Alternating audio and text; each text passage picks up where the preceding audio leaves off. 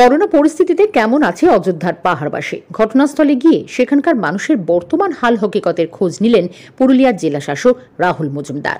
পাশাপাশি জেলা প্রশাসনের নির্দেশ মতো সেখানকার পর্যটনের সঙ্গে জড়িত এবং হোটেল বা অন্যান্য ব্যবসার সঙ্গে জড়িত মানুষদের করোনা পরীক্ষার জন্য লালারসের নমুনা সংগ্রহ করেন চিকিৎসকদের একটি বিশেষ দল। শুধু তাই নয়, করোনা পরিস্থিতিতে বাঘমুন্ডি এলাকায় ১০০ দিনের কাজ এবং মাটির সৃষ্টি প্রকল্পের কাজ সরেজমিনে খতিয়ে দেখলেন জেলা শাসক। একই সঙ্গে রেশন সামগ্রী ঠিকমতো পাচ্ছেন কিনা গ্রামবাসীদের সঙ্গে সরাসরি আলোচনাও করেন তিনি।